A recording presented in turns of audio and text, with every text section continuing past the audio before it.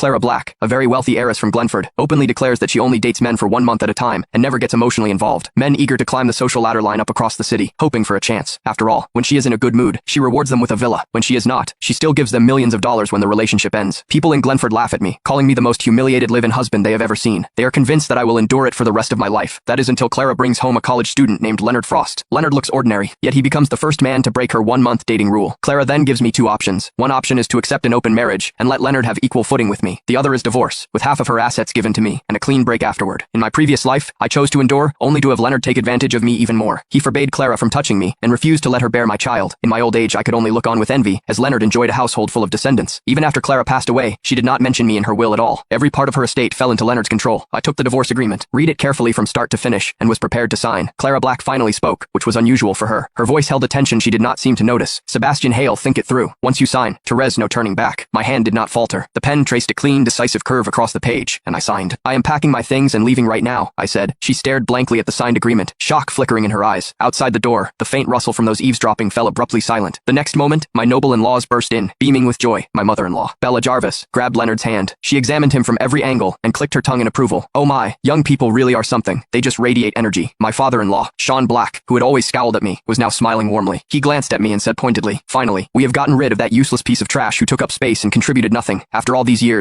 and not a single child to show for it. Leonard lowered his head shyly, feigning modesty. Mr. Black, please do not say that. I am not much younger than Sebastian. He paused for a moment, a blush creeping across his face. Actually, Clara has been pregnant for a month, but it's still early, so we have not announced it yet. I raised an eyebrow, as expected. It was the same familiar sarcasm and nauseating tone I always known. The only difference was that this time, I no longer cared. Over the years, in order to be a proper live-in husband, I had pushed myself to exhaustion at Black Group during the day. At night, I still had to cater to my demanding parents-in-law. I was barely in my early 30s, yet strands of gray had already appeared at my temples, making me look far older than my years. I turned back to the bedroom and began packing the meager luggage I owned. I was already thinking about where to go first to properly unwind once I had the money. I did not notice Clara following me inside. She said, Therese, no need to move out immediately. Leave tomorrow instead. Is not the villa on the west side of the city still empty? You can stay there for now. I will visit when I have time. Sebastian, I know you love me. Do not act out of spite. She gently rested her hand on her still flat stomach. But I truly cannot stay married to you anymore. I cannot let my child be labeled illegitimate from birth. I said nothing. I simply lifted my suitcase, walked past her, and headed straight for the door. Therese, nothing left for us to discuss. I am glad that we are getting divorced. If you have any conscience left, hurry up and pay what you owe me, I said. The night wind carried fine snow against my face. It was biting cold, but it could not extinguish the fire burning hotter within me. Clara was as efficient as ever. By the time I woke up, $3 billion had already been deposited into my bank account. With the money in hand, I immediately booked the most luxurious private club in Glenford. I got a haircut and indulged in a full-body spa. The haggard man with graying temples in the mirror was gone, replaced by a young man with striking red hair and sharp eyes. I had just finished changing when my close friend, Frank Roth, called me. Sebastian, what happened between you and Clara? Are you out of your mind?